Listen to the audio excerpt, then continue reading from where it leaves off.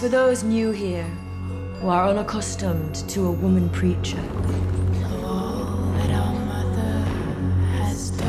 come nearer to me. From Interfaith Alliance, this is The State of Belief. I'm Interfaith Alliance President, Reverend Paul Brandeis Raushenbush in New York City. Happy 2026. Every year on January 16th, the U.S. observes Religious Freedom Day, celebrating the right of everyone to follow their own spiritual path or none at all.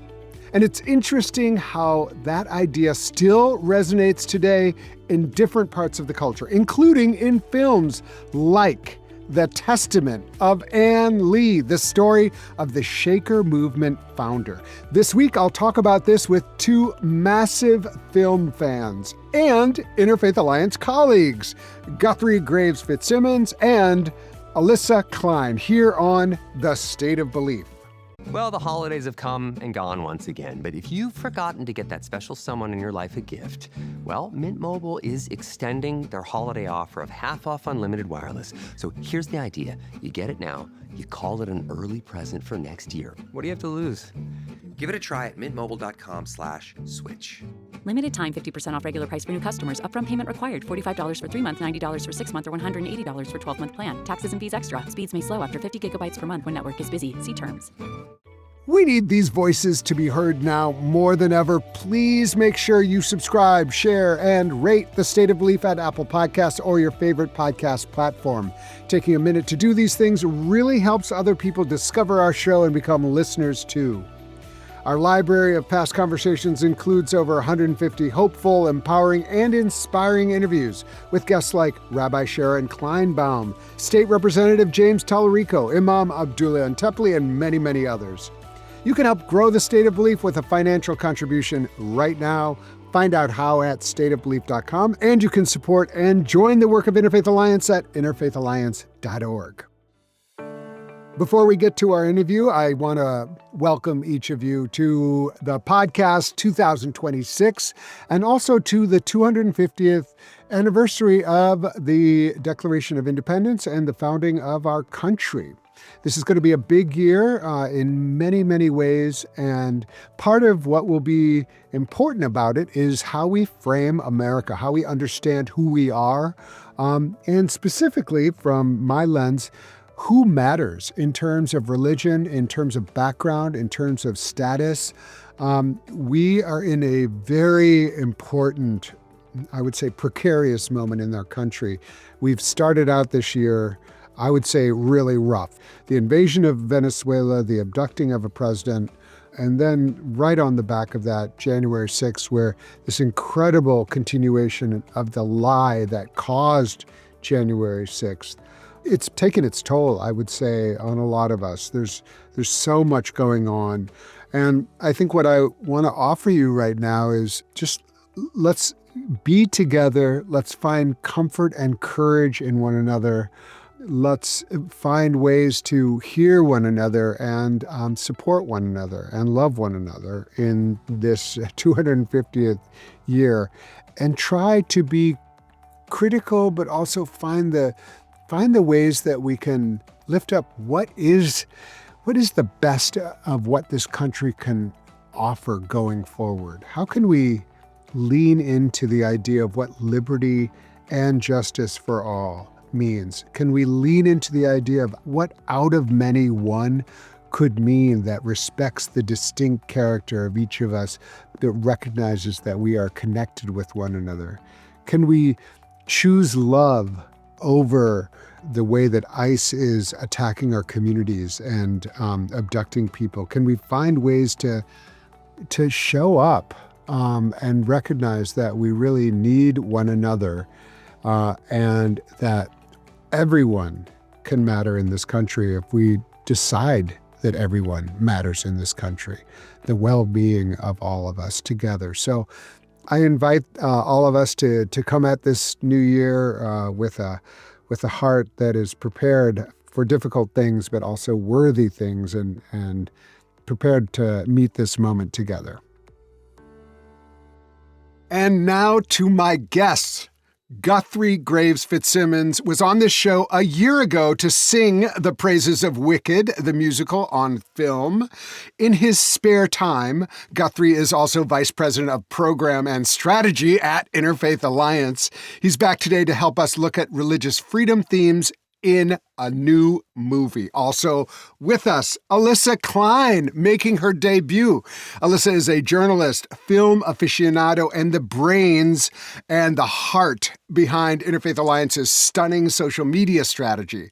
Alyssa innocently suggested earlier this week we consider talking about the film The Testament of Ann Lee on The State of Belief. Little did she know that she'd be ended up called upon to be part of the discussion. Alyssa, Guthrie, welcome to the show. It's a joy to be here. I'm always happy to be on to talk about musical film. Excellent. Alyssa, are you ready? Yeah, so pumped to talk about movies. All right. So let's just start with the movie because it's becoming a phenomenon. And I think it's really interesting that this person from religious history that transcends the boundaries. It's on both sides of the Atlantic. Many people, this is the first time they've ever heard about her, but we have this amazing film. And both of you came back from the break and were like, has anybody seen this film? I have to talk about this film. Let me go to you first, Guthrie. Like, why did you go see it? What piqued your interest about this film about Ann Lee? Well, yeah, it seems pretty niche, right? There are only 3 Shakers left in the United States. Exactly. The religious movement that Ann Lee started, there are only 3 left. And it is a musical taking place in the late 1700s. But all of these things are my interests. So I was immediately, and Amanda Seyfried is one of my absolute all-time favorite actresses. And so I've been looking forward to this movie since I first saw the trailer. And it was so fun to watch the music, the choreography, the religious history. Everything I'm interested in was really captured in this film. I love that. Alyssa, what about you? I mean, this, you're not like always pining away for like the latest Christian film. Not that we would call this, but like, why did you decide to go? Well, for all the reasons Guthrie mentioned, and also the trailer it's the best trailer that I've seen in years. It's the same team behind The Brutalist. So the director, she was the co-writer of The Brutalist, which was my favorite film of last year, which she wrote with her husband.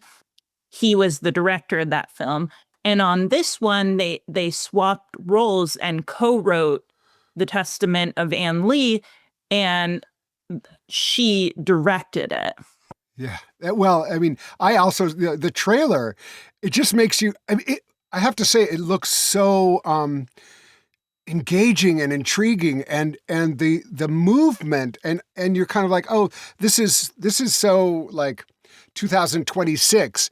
But actually, when you start getting into the real story of Ann Lee and the real story of the early Shakers was about movement. It was about dance. It was about music. And also this idea that each of us can truly embody the divine. And those ideas are, the idea that this is coming from like 1600s and it just feels very modern to me and very exciting. And so I am curious, like for both of you, like that idea of what it means that to see this figure who really talks about all these things about music, about dance, and also about God as equally female and male. I mean, this is really like radical, cool stuff. Guthrie, like that's got to land with you somehow. And it deeply resonated with my own religious experience in many ways. So first of all, you have the Shakers, who were called Shakers. That wasn't a name they came up with themselves. And I grew up Methodist, and Methodist was also a name people were called in England, and then they took on the name of the movement. And so the Shakers were called that because of their ecstatic very spirit-led worship where they would move with this as the spirit led them and move together in this and sing, and you have to hear it and see it to really understand it. And so they were called Shakers, and they kind of took that on as a name, and they preached this radical equality and acceptance, and it's something that truly resonates with our time, and the equality of the sexes. They found that the founder, Anne Lee, she fully embodied the second coming of Christ, and the second coming of Christ was with them and present to them in the person of Anne Lee, and women's equality. And part of that was also no more marriage and celibacy for all, and we're going to live as heaven on earth, and racial equality and opposing slavery and anti-war and all of these beautiful sharing all possessions in common. There was just this truly let's go to the Bible, the early experiences of the Jesus movement, and really live it out together in this true form of radical equality that we see in the book of Acts. And it's why I still call myself a Christian today, is this beautiful vision that we get of Jesus and his followers, and that Anne Lee and her followers really tried to live out in their time. So, Alyssa, you're not necessarily coming at this as a Christian. That's not your tradition, and you're not you wouldn't describe yourself as a quote unquote believer. But also you were really compelled, I think. And what did you make of it? I mean, I think I am curious, how people, Guthrie's coming at it kind of with a Christian lens, this reveals something to me about my own faith. What is it? What did it feel like to you to watch this? Well, above all, it's an inherently feminist film, and it's cool to see that Christianity in this case and feminism do go hand in hand, and it's all too rare to see those two things together in film. So yeah, no, I went in knowing very little about the religion. I honestly know quite little about Quakerism, which is where Shakerism had its my understanding is that it formed out of Quakerism. She attends a Quaker meeting. So it's a religion that I'm really interested in, and I've been enjoying reading all about it after seeing the film. But it's also, I mean, I think this women's centered idea, and the idea that the spirit does not need to be mitigated through anyone else, translated even, but that actually we are able to imbue it. And I've always been someone who really has, whether it was in the disco or really loving going to see dance and watch dance, dance for me has been a huge part of how I've understood spirituality expressed. And so it's really powerful to, just to imagine in the 1600s, these, all these women feeling empowered to move their bodies, and not for the performance of men. It was for themselves to the divine. And I just think it's really incredible. For you as someone who, moves in, and I think all of us do, but as a woman who moves in feminist circles, or however you describe it, and also who's really has a deep appreciation of music. I mean, you're a great DJ, and, the arts. And I'm just curious how it resonates with that broader perspective, and what we can gain, universally in our understanding of what religion, faith, spirituality can be from seeing this movie about Anne Lee. Yeah, I think there's just so many different ways to approach religion than just what we currently see today. And I had no idea that there was the Shaker movement in the 1700s. Well, it was funny to me. I was like, so what, I asked, we were texting and you said, I want to be a Shaker. And it's of course you want to, but the embodiment, I think all of us who have been moved with the ecstatic sense of union that comes with great music and great community and great sense of elevation and transcendence could relate to this. Let me turn it to the reality of some of what Ann Lee experienced, because like we're saying all this great stuff and, hey, isn't it wonderful? Well, not everybody thought it was wonderful at the time. And in fact, she was subject to a lot of recrimination, attack. And part of the reason she ended up in the Americas or the new land, whatever you want to call it was pre the Revolutionary War, was because she wanted to be able to express herself freely and couldn't do that in England. Talk about that part of the story, Guthrie, a little bit. Sure. So she joined this group that came out of Quakerism that practiced this ecstatic worship and movement and faced a lot of persecution in England for their religious practices. And so when set out for what would become the United States, they crossed the Atlantic in 1774. So right on the precipice of the Revolutionary War, in search of religious freedom and the ability to practice their faith as they uniquely saw it freely from not just government pressure, but also societal pressure. And that was the reason so many different religious groups came to America and wanted to be free from the religious persecution they were experiencing in England and in other parts of Europe. And so they're one of the uniquely American religious movements in that Ann Lee and 8 of her followers crossed the Atlantic. And yet when they arrived, they both found and settled in Albany, New York. They found the ability to practice their faith and yet immediately came into tension again with I think authorities. We forget about that part of the American story, that we're like, oh, everybody came here for freedom. But then there were immediately people here or like, who were like, that's not what we meant by freedom. You have to, by freedom, we mean freedom to do it like we do. And that is actually something I want to get into a little bit in a minute, is like what, we've always thought of ourselves like, or the claim has been, we're religious freedom. But since the beginning, we had people who said, okay, what we mean by religious freedom is our definition of religious freedom.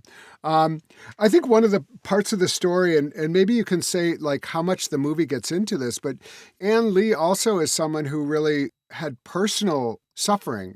She really went through terrible difficulties. I mean, I think she lost 4 pregnancies or like 4 children. I mean, it was, she really, I think this aspect of how the journey of religion is, I just want to mention it because I think it's really one of the great openings for conversations about religion, is that people often come out of a sense of devastation or their own sense of yearning or their own desire, and they find some communion, some way of experiencing it. And so I do want to kind of acknowledge that, and especially for her as a woman, she felt that Jesus talked to her directly and it changed her.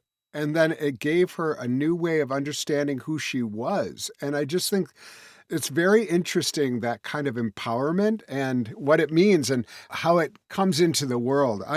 Can you talk a little bit about, Alyssa, a little bit about that part of this film, which is like how the character that is so beautifully played becomes fully herself through this faith journey? You touched on it, but certainly the miscarriages are a big part of her early story. Certainly it was that suffering that it was born out of. Yeah. And, but I think what's so powerful is this idea of like feeling like you've been specifically, I don't know, that there's been a moment where, in this case, Jesus talked to you. But I think for me, as like someone who has gone through like a religious, awakening, it's not always like so clear and easy, but there have been moments for me of clarity where I've just been like, oh, okay, this is actually where I'm supposed to be, what I'm supposed to do. And I think one of the reasons I mention that is like for me as, as a gay man, as part of the queer community, I think it's important to trust those ideas, those moments, and not like say, oh, okay, that's like, there's other people who have those experiences and I have to follow their lead. Rather, instead to say, actually, I have my own experiences, which you can't take away from me because it doesn't match your idea of what's supposed to happen. And I really think that in some ways, maybe in that way, this could be considered something. I don't want to like put that overlay on it necessarily, but that there's something about this that is very liberating for people who have been told that their experiences don't matter. Does that make sense to either of you? It does, and it really connects, I think, Paul, with our shared Baptist beliefs in the priesthood of all believers and soul freedom, Bible freedom, and the Baptist and the Quakers, and then out of Quakers, we have the Shaker story. All are part of the Radical Reformation in that they really were about and still are about people having the autonomy and freedom to have a direct interpretation of the divine that they can speak to, guided by this Holy Spirit, and that shouldn't be mediated by any hierarchy. And it's that you see that in this story, and I've seen that in my own life, becoming a Baptist as an adult. And now my husband and I have been worshiping at a Quaker meeting here in DC. And to see people still today, it's been an adjustment for me, having been raised in more traditional worship settings, but to sit there in the silence each Sunday and hear how the Spirit is moving in each person. There hasn't, we're not dancing in Quaker meeting, but there is that same being highly deferential to the individual conscience, guided by the Spirit. Up next, much more with Alyssa and Guthrie. You can hear full episodes of The State of Belief anytime on our website at stateofbelief.com. You'll also find links to topics we discussed this week, as well as transcripts and more. And make sure you subscribe, share, and rate The State of Belief at Apple Podcasts or your favorite podcast platform. You're listening to The State of Belief, where religion and democracy meet.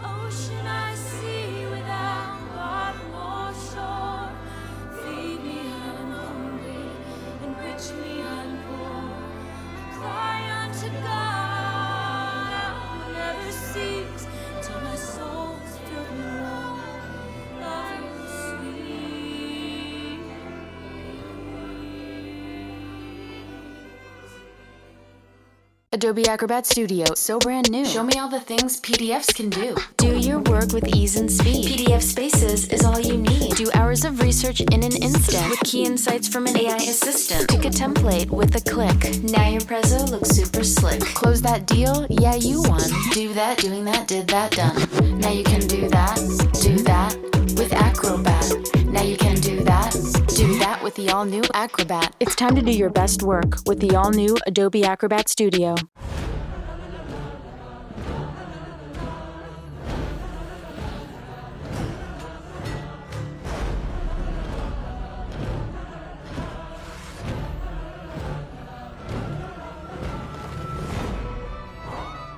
Welcome back to The State of Belief. I'm Reverend Paul Brandeis Raushenbush. My guests are Interfaith Alliance Vice President of Program and Strategy, Guthrie Graves-Fitzsimmons, and social media wizard, Alyssa Klein.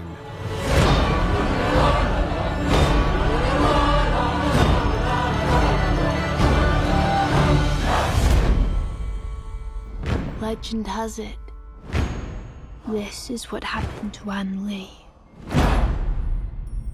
The other piece of this, which is really interesting, or at least in the and this not necessarily in the film so much, but in the broader Quaker movement, which was really to share things in common. I mean, it was very like really believing that heaven is meant to be on earth. This is a very kind of I think later taken up by the social gospel, but this idea of shared. I think Engel, Friedrich Engel actually references the Shakers when talking about what this experiment of shared goods and shared life, but also like the quality of craftsmanship.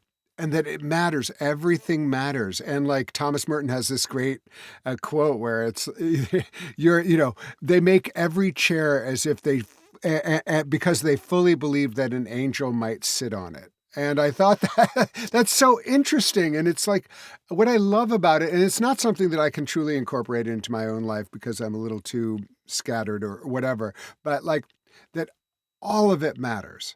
And all of what we do and all of what we create and all of the way we craft our lives and use our time and focus our minds, all of it matters. I wonder about the aesthetics for you, Alyssa, if there was anything about that aspect of if it came up in the film or for you as just as someone who really focuses also on aesthetics and Absolutely. The furniture in the film was just unreal. They have the chairs, these handcrafted chairs hanging from the walls. I'm over here thinking, oh, how can I incorporate Shaker furniture into my own home?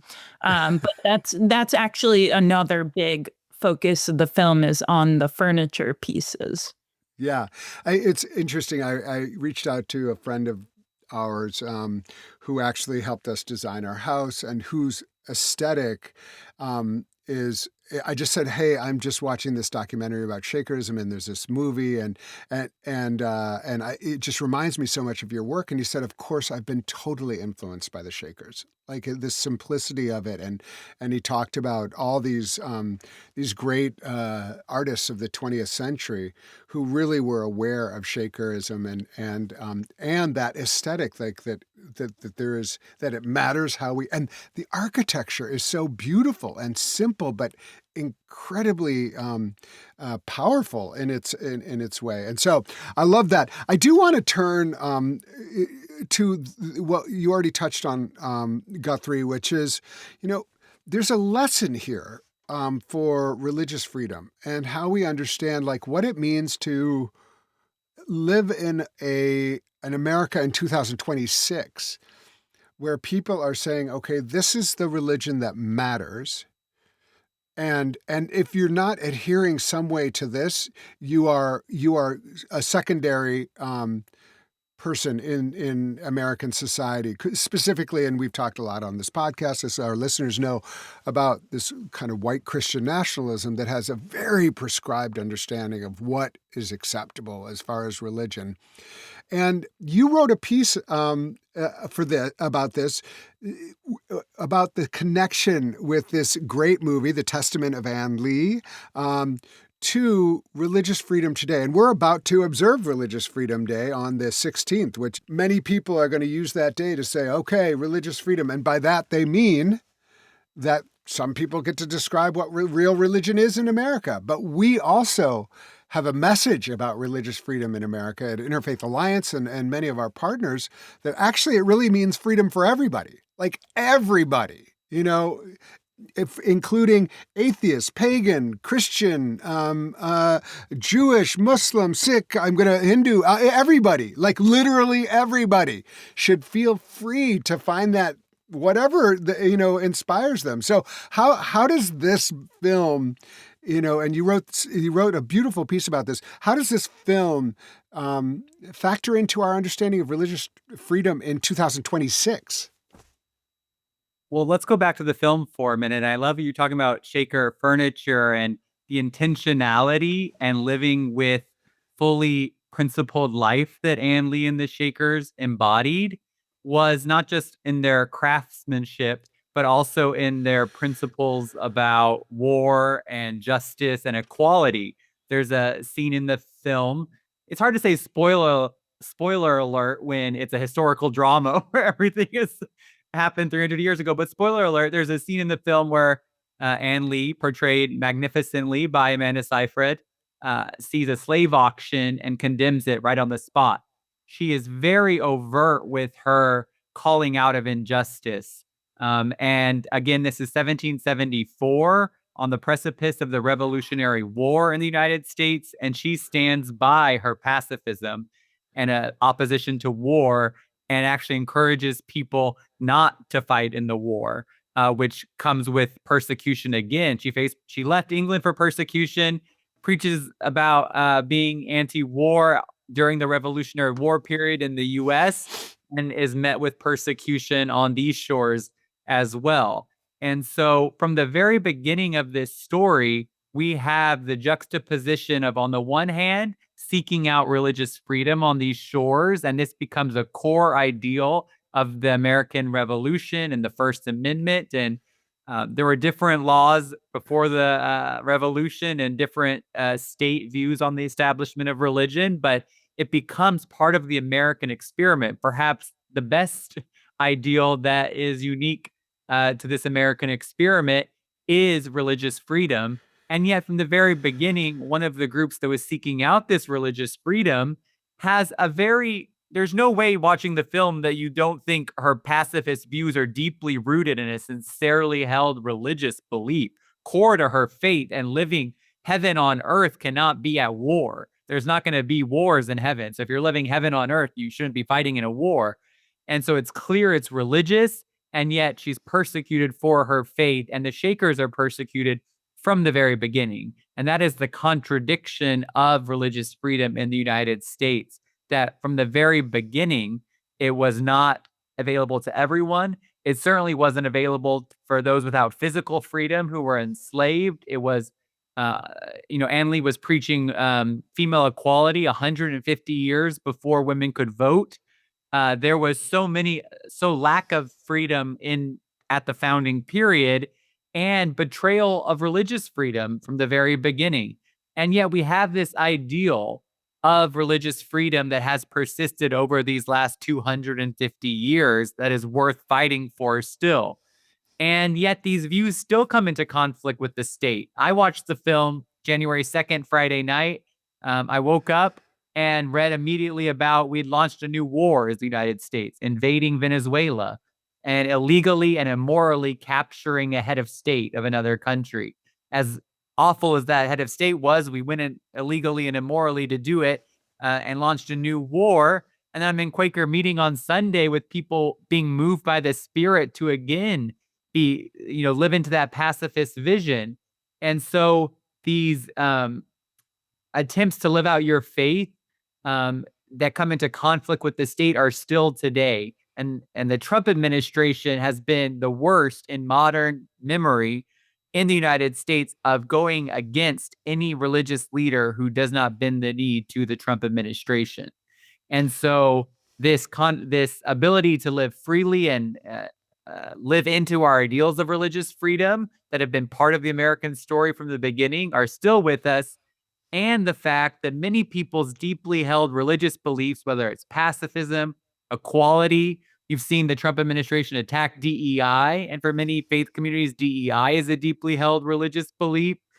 Those tensions still arise, and it's our job today, of those of us engaged in activism and advocacy and religious life, to again make space for true religious freedom, and not to have the state say religious freedom only for those who go along with what we want you to do. Yeah. Thank you so much.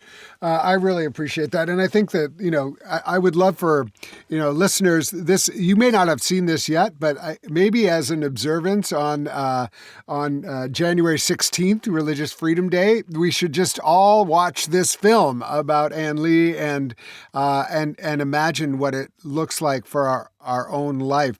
I'm curious how this film might translate to people who don't really have any religious tradition, but are also, we want to invite into this wider understanding of religious freedom and let everyone know that actually we're part of the same effort. And I just think that that's like part of what 2026 has to be, is that we have to make sure that everybody understands that when we mean everybody, we really are trying to mean everybody in religious freedom. And I think for too many people, religion still feels like locked in this understanding of hierarchy, locked into this understanding of oppression. They, even Alyssa, when we have something that I'm saying on social media about the freedom against patriarchy or xenophobia or all of this, people are like, "Oh, I can't believe I'm hearing a religious leader say this," which is really too bad, because actually a lot of religious leaders believe that. How do we how can we imagine extending religious freedom, for all of our listeners and those who might not imagine that being a way of understanding how they enter into the conversation about freedom in America? Alyssa, do you have any thoughts about that? What way this film kind of opens up a conversation about religious freedom to people who might not imagine themselves part of that conversation? Well, I think certainly expand the voices that you're listening to around religion in America. I think this film is a great jumping off point. And then look into the different organizations like Interfaith Alliance, like Quaker groups. I don't know the Shakers, that there's only got three, it's either There's three left. down. So I don't think they have social media. If they do, I'm down. Look into the different voices that you can follow, different books you can read, movies that you can watch that show that there is another definition of what religious freedom is, and that's the definition that Interfaith Alliance is fighting for. And look for areas in which you share beliefs with different religious communities. And also, a lot of religious practices will seem strange to people. I mean, this idea of celibacy for all may seem strange to people that the Shakers taught. It also doesn't seem like a good strategy for longevity. But when you think you're witnessing the second appearing of Christ in Ann Lee, you're not necessarily thinking about multiple generations. But I think we have to have an appreciation both of the diversity of faith communities and that people can practice strange things here. And as long as they're not harming other people in those practices, they're free to practice those different beliefs. And that's the beauty of our pluralism, is that we're not coerced all to think the same way. And that as much as possible, we make room for people with very strange beliefs and very different understandings of the divine. And we make room for people that want nothing to do with religion at all. And all of that is welcome here. I think that's a really important point when we talk about religious freedom. I think a lot of the way that religious freedom is being understood, I mean, the Supreme Court, I think, might be a good example here. The way they've understood religious freedom is allowing people to actually infringe on other lives or say, oh, okay, we're out here serving the public, except for you people, specifically often queer people. Guthrie, you have a really helpful, I think, nuanced sense, and I think you just got at it. Like, we can't not be interacting with people who are different from us, even if we don't totally agree with their way of existing. But it doesn't mean that we can absent ourselves from serving them and choose who to take a photograph of or bake a cake for. I think that feels to me like a kind of abuse of religious freedom. Rather, people should be free not to gay marriage. They should be free not to they should be free to be celibate, be straight, be gay, whatever you want to be. But we have to live side by side. We have to understand one another, and we have to be in community with one another, even if we disagree. And I think that's what is so important about the way we want to put forward an understanding about religious freedom today, is that we don't have to agree on everything. We don't have to be the same. I actually do not want to convince any conservative Christian out there how to live their life. I really don't. I want you to find that within yourself and live well and be in community with me. Figure out ways that, I want to bake a cake for you, you bake a cake for me, and we don't have to agree exactly on how we're living our life. To agree that we want to live in a country where everybody can feel free to find the divine in themselves and live that out in their life. So I think that's an important idea for understanding religious freedom in 2026. What did I miss in what I just said, Guthrie? What would you add? I would add that this is the beautiful message of the film. I don't think people watching it, they may think it doesn't make sense. The practices don't make sense to them. They may not want to dance in this way or sing in this way. But they can appreciate that these people should not have been persecuted for their faith and jailed and imprisoned and had to flee across the ocean. I think you can understand that there are some complicated areas of the law that we have to work out, but there is so much freedom that we can't afford people to practice their religions however they see fit. And I think I think autocrats and rulers and elected officials and people that are trying to exert power in society recognize the importance of religion. And so co-opting it and using religion as a tool of the state and as a tool of the military is very attractive. And we see that today with our Secretary of so-called War, though I refuse to call him that. He can't just change the name of the Defense Department. And Pete Hegseth, who is very unpopular, by the way, tries to use religion in this war sense. And so the temptation to use religion as a state power is so, I think, understandable. And yet it is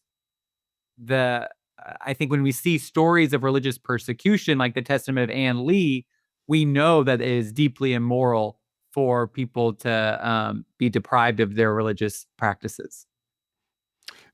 One of the things we were talking about, and this is going to be a big focus continuing into 2026, is courage. And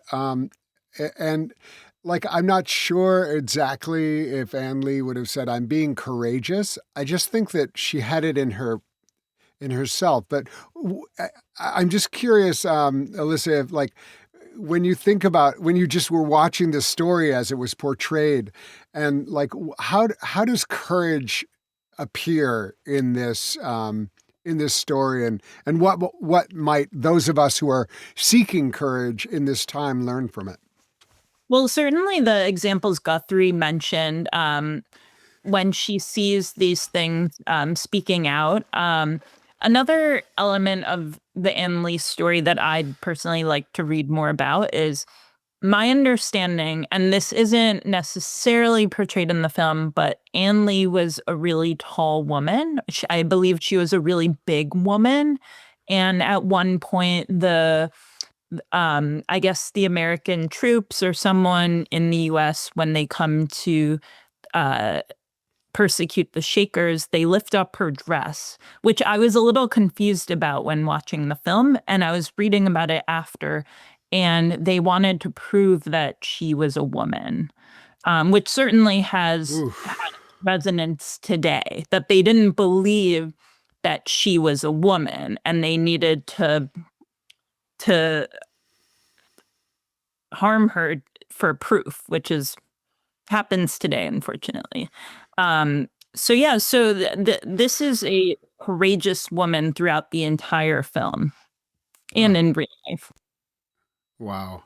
I mean, it is that example just brings home, just reminding us of what many individuals are going through today. And it's really like terrifying. I think it's so interesting, just the physicality of this. We've talked about that a little bit, but like what it means to embody something, and the dance and the music, and have a certain kind of way of appearing in the world. It even deepens the sense of how much I think this is a powerful story for us today, those of us who are trying to support people on the margins of all kinds to feel fully themselves and blessed, or like, I just feel like it's so important. Guthrie, what are lessons in courage that you find in this film? I think that I always will come back to the pacifism. It has been something that has been deeply personal to me. I first got engaged in all this faith and politics work because I was alarmed by another immoral and illegal invasion by the United States when we went into Iraq. And President Bush said, God, he prayed and God told him to go. And that's what made me interested in. Now I've dedicated my whole life to this intersection of religion and public policy. And the conviction to stand against in such a revolutionary time, to stay convicted to your principles and your belief in nonviolence, I think is just astounding.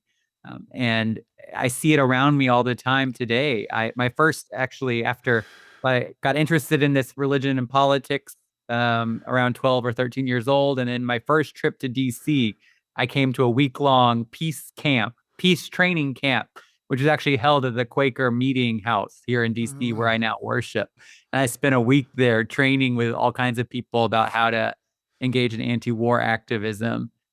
And so that the push to like rally around the flag, is whether it's a revolution or wars today, is so strong, and people to stand in their religious convictions against that. And it's never been popular. And to still see Quakers today living out that tradition, I think it is admirable. It is the best of religion, in that people have been jailed, and there's a lot of case law around conscientious objectors to war, rooted in the Quaker and other religious traditions that are against war. And it also has led to such persecution around the world of people that don't want to go along with the militarism. And so that is, to me, the most deeply resonant courage I saw in the film and in my own life.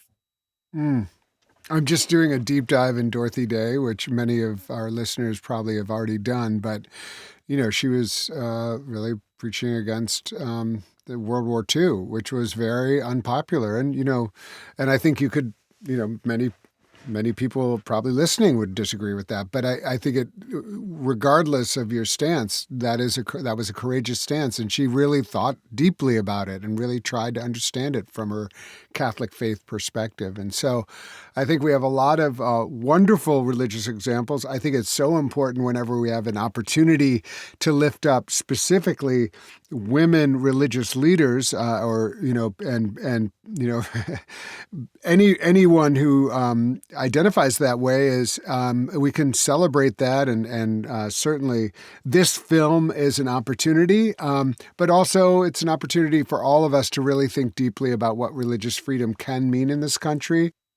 Alyssa Klein is a New York City-based journalist and social media strategist who is the mastermind behind Interfaith Alliance's growing presence on platforms like Instagram, Facebook, and the rest.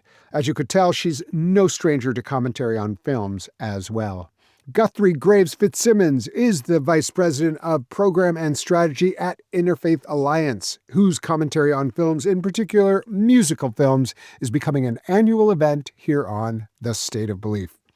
I want to thank both of you, Alyssa and Guthrie, for joining me, for your enthusiasm about this film, for your enthusiasm for the work that we do together, and just really appreciate you being here on The State of Belief.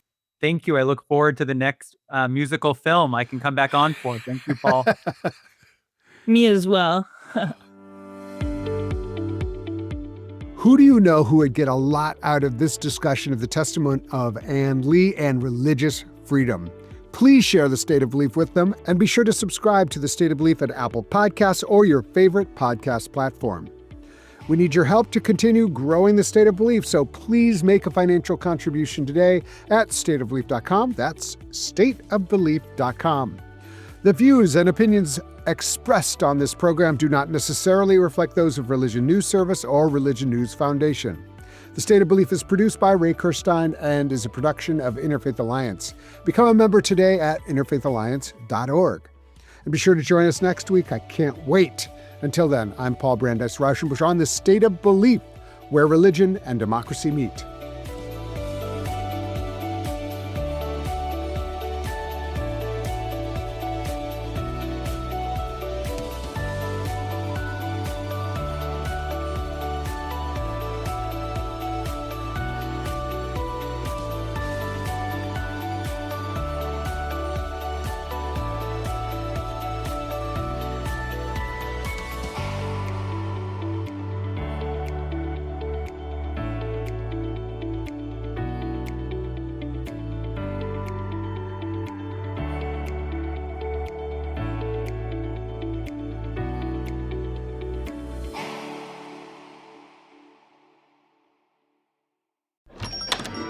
Hey, Sal.